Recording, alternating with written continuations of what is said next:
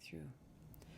I have a question. How do you respond to people who say that energetic healing modalities are corrupt, not rooted in science? Oh, okay. I gotta get out of my giggle about that. Okay, serious. Sorry. I get such a giggle when people say stuff like that. Just kind of like, what?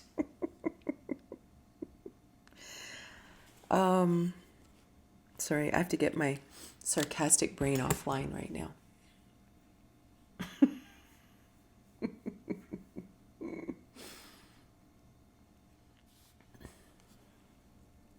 You know, I went through this a lot when I wrote my book, What If You Could Skip the Cancer? Because, you know, in my family, everyone, all the women died of cancer. My mom, her sisters, and going through my mom's illness, treatment, radiation, chemotherapy, all the things. And there's nothing wrong with any of these things. There's time and place, God knows, for modern medicine. That I knew in my heart that if I was to ever do this, I would not go down that road. And so then 4 years later, when I was faced with the same thing, I knew I wasn't going to do that. And that's when Jim literally appeared in my life.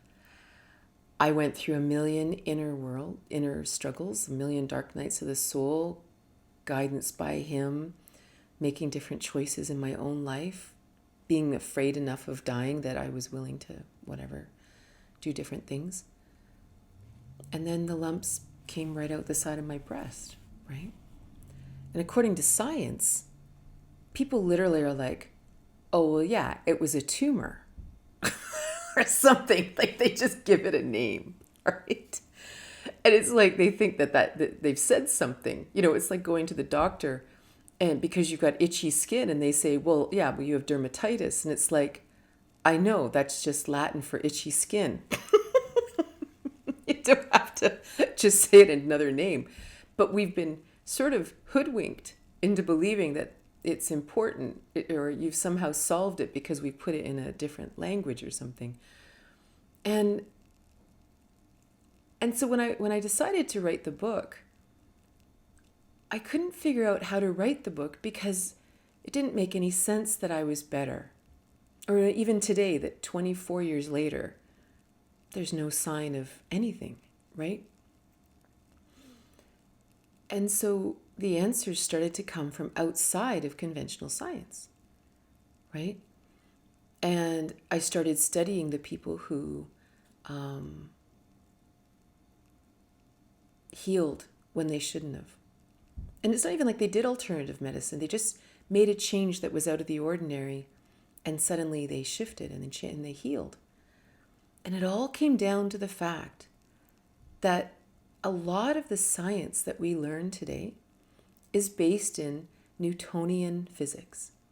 Sir Isaac Newton, that it's all the things that we can see, we can measure and count. This is the only part of the world that's real. And this is what they call Newtonian physics. And so much of our scientific method is based in this idea, to the point that even when I was in university the second time and I went back to study psychology, in the beginning we could study like Carl Jung and Viktor Frankl and people who considered the spiritual aspect of the human being or the noetic aspect of the human being. But at that time, psychology was trying to prove itself as a true science, air quote, true science. But unfortunately, because true science is based in this model of Newtonian physics, all science, they were basically reducing the human being to anything that they could make a monkey or a rat do in a maze. So they were bringing everything down to behavioral conditioning, everything down to this thing. But a human being is more than a monkey or a rat, or it's different than a monkey or a rat, right? And so in many ways, This is what modern science has done across the board. If I can't count it and I can't do this, then it doesn't exist. Well, hence the birth of quantum physics 120 some odd years ago, where all of a sudden they started realizing that, but the universe doesn't actually work that way.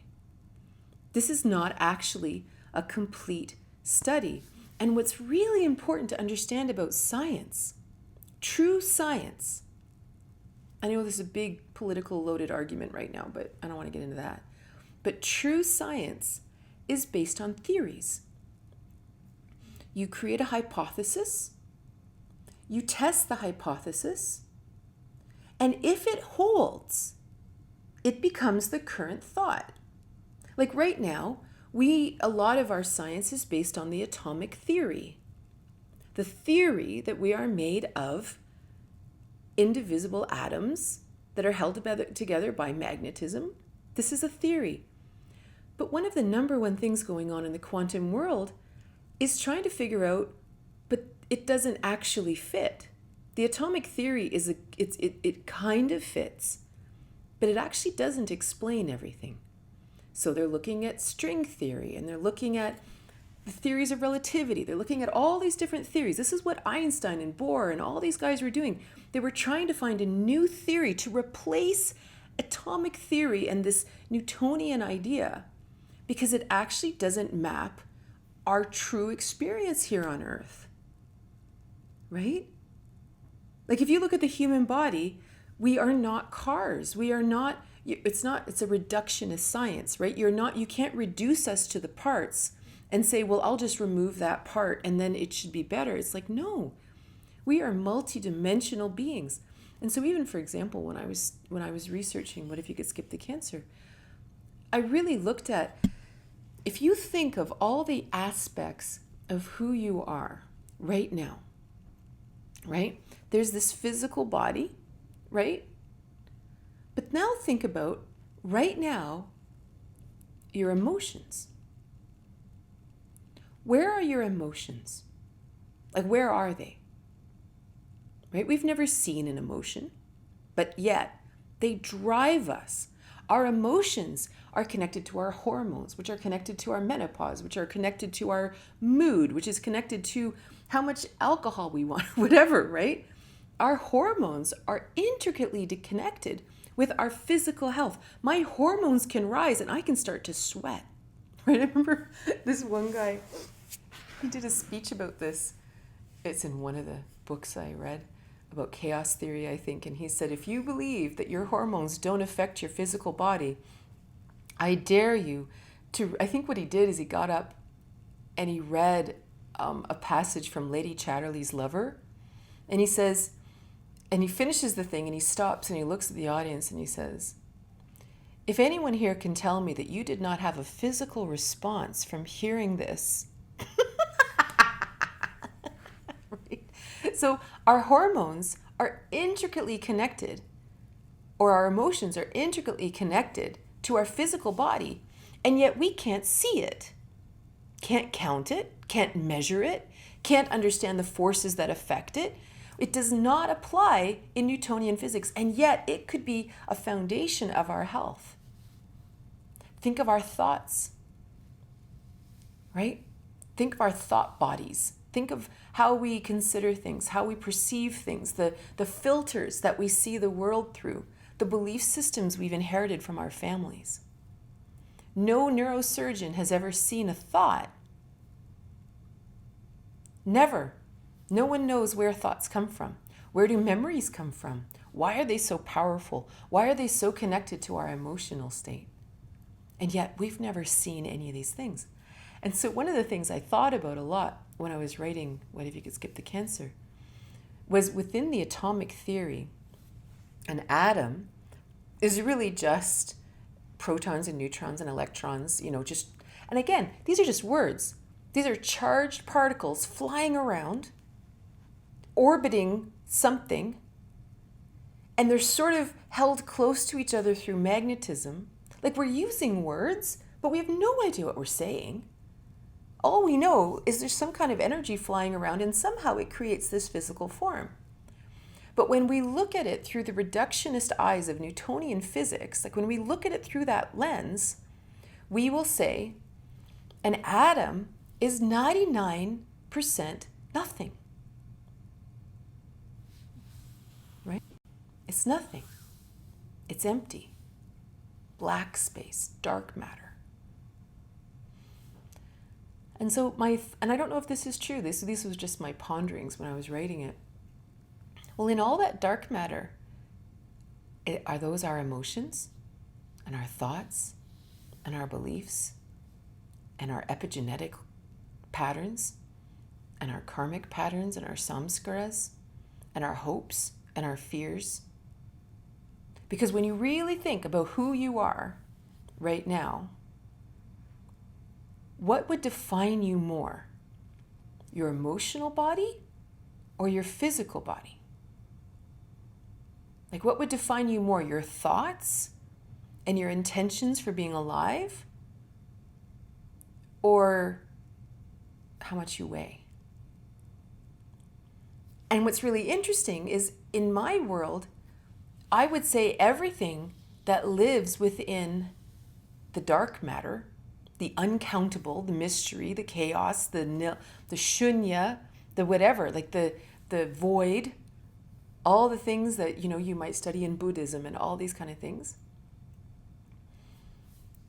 I'm almost hypothesize that this is who we are. Right? And that that energy happens to show up in this very physical manner. But the 99% of us that you can't count is actually who we are. So, to me, the idea that using energetic modalities for healing, it's just a duh. And that's rude, but of course it works. Like, how could it not work?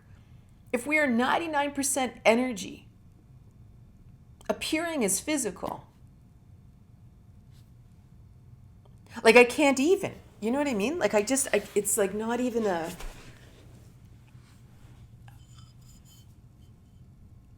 you know, it's very curious. You know, and it'd be different if the Newtonian model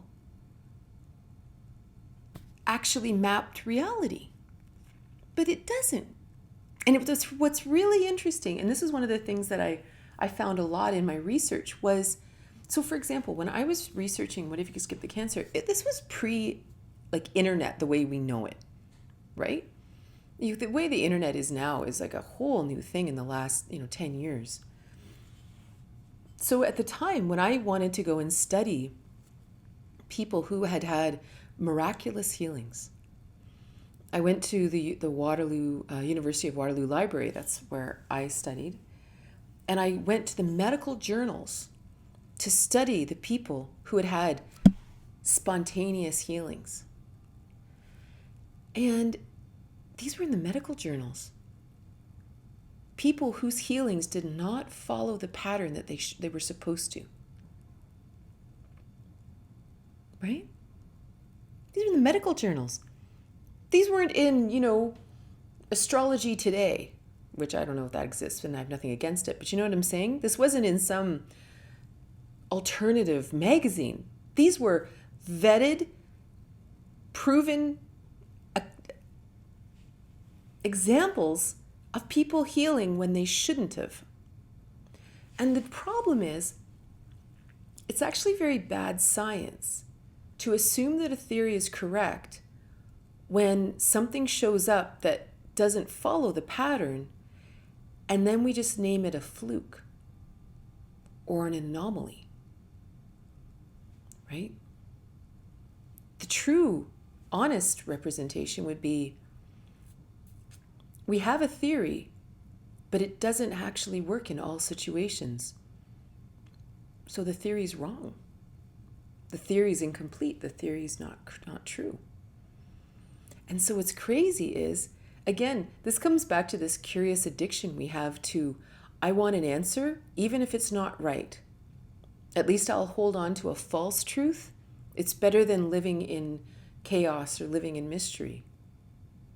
And yet the world is mystery. Like sometimes if I really go into a like, why am I even here? What, why are we even incarnate on this planet? Like, what are we doing here?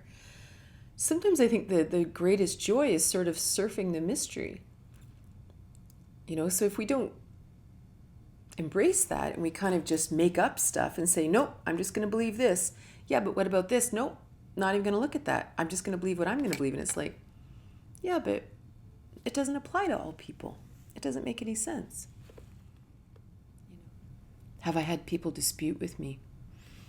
It's interesting. Like when What If You Could Skip the Cancer first came out, I would go out and I would give talks.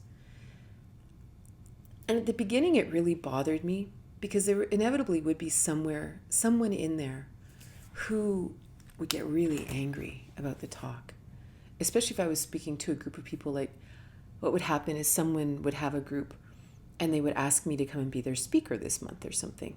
So it's not like the people had read the book and wanted to come and learn more or something like that.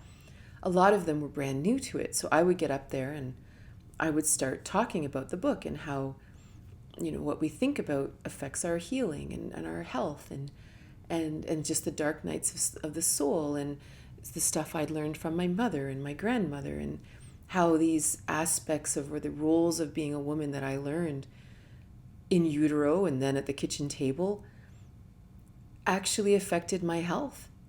And I manifested these diseases, right? And inevitably there'd be someone in there who was hurting and they would say, oh, so you're saying that my sister caused her cancer and died? Or you're saying, and they would get really angry. And the first few times it happened, it just sucked the life out of me. It just went right into my heart. And I just kind of died. And every time I swore I am never going out and speaking in public about this again. And because I was actually really afraid of that when I even wrote the book. I was actually afraid to publish it because I was so afraid of the backlash that I was going to get about it. And then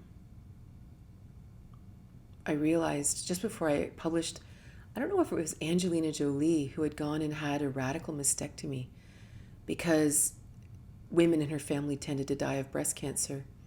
And there was an article in Chatelaine magazine, and it was about this woman who had had a radical mastectomy also to release the fear of getting breast cancer. And the article wasn't just sort of talking about it, it was actually talking about it like how brave of her to do this. And I'm not saying it's brave or it's not brave, I don't want to go there. But I just thought to myself, wow, because this is what had happened when my mom died, because everyone, all the women of that generation had passed. I had cousins who were the daughters of my mom's older sister who had passed when I was really young. They came to us at the time, and so we're in our early 20s, my sisters and I. And they came to us and said, you know what? The 6 of us, because there were 3 of them and 3 of us, we should all just go and have radical mastectomies and end this line right now. I was 25. No, it was when my mom got sick, so I was younger. I was maybe 23. My sisters were 21 and 19. And this was the conversation we were having. We didn't decide to do it. But anyway, it was reading this magazine article that made me go, you know what? I don't care what kind of pushback I get. If my book helps one person, or if the experience I had is similar to someone else's experience and it helps that person, it doesn't have to help everybody, but it helps that person, it's worth it.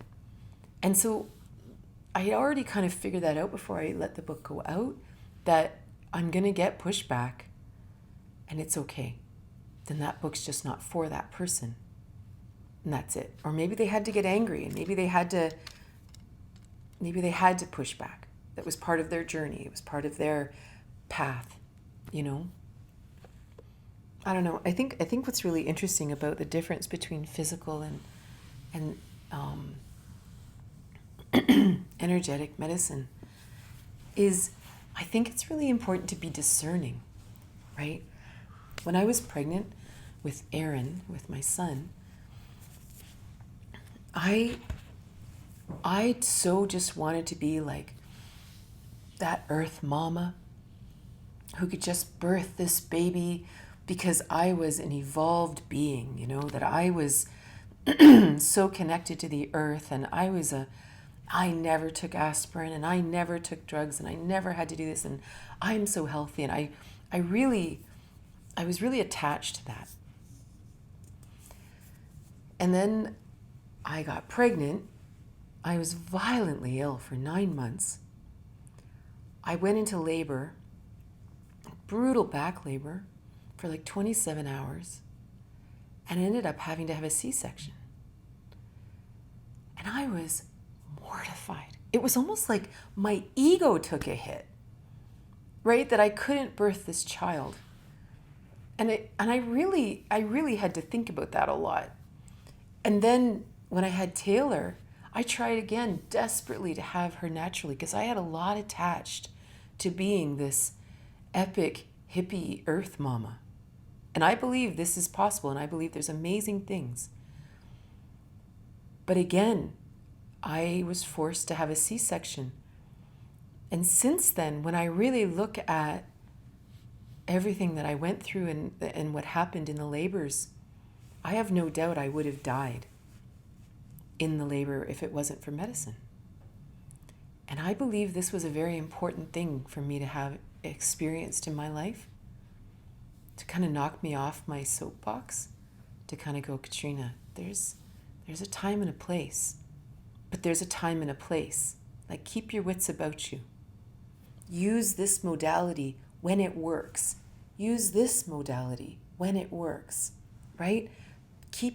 Really stay open to everything that's out there, and don't throw it out just because you think it's woohoo, or it's too much science, or it's too much drugs, or it's too much. Don't do that. Like, it was the same thing. I had extremely traumatic births, right? Because I found out in the middle of both C-sections that my body doesn't tolerate anesthetic. So in both surgeries, all the anesthetic left my body in the middle of the surgery, and I was awake, and it was super, super traumatic. And the only thing that would actually knock me back out was morphine. Morphine is my friend. And so I'm not even 100% drugs are evil, because without morphine, I don't quite know if I'd even be here today, So I think it's very, very important to be very discerning all the time. I certainly err on the side of deeper ideas and energetic thoughts and healing and that kind of thing. But wow, there is a time and a place to bring in the big guns and get fixed in certain ways, right? And it's different for every person. And I remember when I first started going to see Nelda, one of the things I loved about her modality is she used muscle testing. And so she first would use, so muscle testing, if you don't know, it's just a way of speaking to the body. And so they would put your arm out, and they would sort of press on the arm, and they would talk to the body, and then listen to how the body responded. It was absolutely brilliant. And even if she said, oh wow, there's a parasite in your pancreas or something, then she would look up on the wall, and she'd pick out certain homeopathics that often work again with these kind of parasites. She would pick certain kind of herbal tinctures. She would also pick lifestyle choices or different things like that. And then she would take those remedies and then test them against the system to see, does this work? Does this work? Does this work? And it was so fascinating to me that oftentimes a lot of the bottles and stuff that she'd pick up wouldn't work. And yet, according to the symptoms and the homeopathic whatever, it should have worked, but they wouldn't. They didn't actually resonate with this body in this time. And then she would go down another alley. That is it spiritual? Is it this? Is it that? Is it a belief system? Is it, what dimension is this in kind of idea? And it was the most fascinating thing to watch and to think, wow, I love that. To me, this is really wise healing, that every single one of us is so incredibly different. And I don't know, just to really, sometimes medicine's the perfect answer. Sometimes surgery's the answer. And sometimes the answer's deeper and we need to heal the epigenetics, or we need to heal the ancestral trauma, or it's just going to keep repeating, So it's so, again, what I love about it is it forces us all back into our truth, our connection to our soul. There are no experts, right? All of the wisest information we can ever find is inside of us. We are a portal to the universe. We are a portal to all the wisdom in the world. And there's a very curious idea out there that, oh, but I'm not educated, so how would I know? And, oh, they went to school and they have a doctorate and so they know better. And it's like, no, they don't. They learned one system, right? Just one system. But you are the expert in your body, in your life. This is the spiritual path, right? Like, who am I actually? It's so important. I got so confused with differing advice re-cancer treatment. Well, and that was one of the reasons that even when I was sick, I didn't talk to most people about it. Like, there was a very small handful of people who were in my world during that time. Even my sisters and my family, I distanced from everyone because it was so confusing to hear everybody's fears, right? And because they were so afraid of me dying, they were like, Katrina, just try this. Katrina, just try this. And everyone, they don't just want you to try it. They also have to have a convincing argument as to why you should do it, right? This is very confusing. Like, when you already have 10 voices in your head arguing, for someone else to add another voice into your head, it's like, don't do that to you. It's like, we need to be able to hear our gut instinct. It's everyone's saying it's a battle and to think positive. Oh, people are so funny.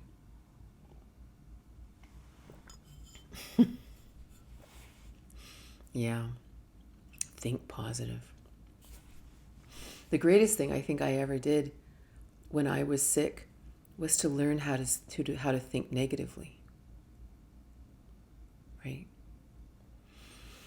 I'd been such an optimist my whole life, and I'd been I just want to see the good in all things, and oh, I may be upset about that, but I've got a roof over my head and food on the table and a good man at my side, and I'm healthier than most people, and I don't have to worry about money, and who am I to complain about this little insignificant thing? Don't sweat the small stuff, like all the stuff. And of course, those were all the things that were slowly killing me. And to actually be able to look at them and say, wow, am I ever angry? Like, I am so angry right now. I am so sick and tired of putting up with this crap from people. I am sick and tired of this person not listening. I am sick and tired of feeling obligated to sit and listen to this nonsense. I am sick and tired. Like, hear the language, right? Sick and tired. Sick and tired. That's where I ended up. Extremely sick and tired. And what's really crazy is, I know some of you guys have read the book, but there's this one part where I talk about the night that I knew I was going to die. And I sat down on the edge of the bed, and Wayne was snoring away. And I just had this realization come over me that I was going to die. And it wasn't even like I was afraid. It was just like, I'm going to fall asleep and not wake up. And then I laid down and I started crying and I realized I don't want to die. I don't want to die. I don't want to die. Like all these fears started coming in. I don't want to die. I want to die. And then this voice came to me and the voice said, choose. It's up to you. So I started arguing with the voice because what do you mean choose? It's not up to me. Da, da, da, da, da, right? And after I finished arguing, I really sat there and I thought, okay, choose. And I thought about it. And that was the turning point in my life. That was the huge turning point. That was like, oh my God, I had to think about it. I am actually so frickin' depressed that I almost went out through the back door. I could have easily gone to sleep that night and not woke up. And then I wouldn't have to wake up and put up with this nonsense any longer. Like, that's how upset I was. That was my reality. That I'd considered dying. My children were 2 and 4. I was 29 years old. And that changed everything. I woke up the next morning and I realized, girl, you are lying to yourself every day.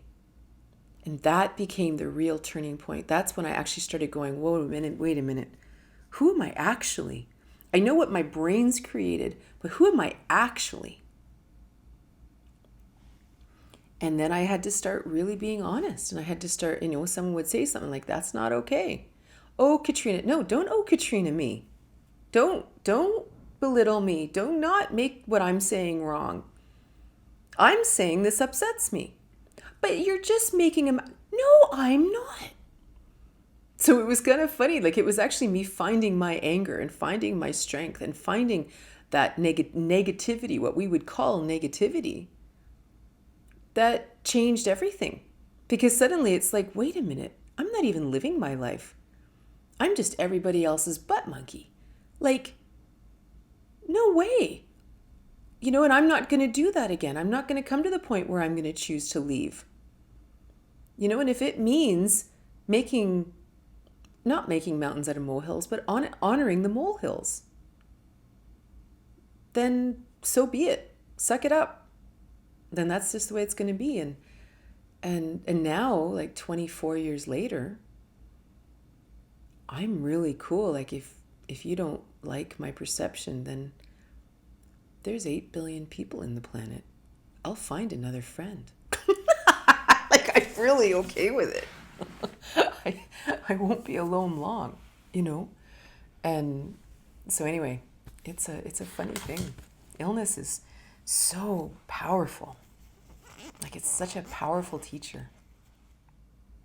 Yeah. Choose life. Choose life. Like, when you think of that, choose life. Choose honesty. Someone says something and you go, whoa, what did you mean by that? And like, stay alive. Right now. Like, respond in this moment. Just respond. Stay alive. Stay here. Like, to get out of autopilot. Keeping the peace and all that. It was about being authentic and stopping the people pleasing. Well, that's the irony, right? So you went through the full medical side.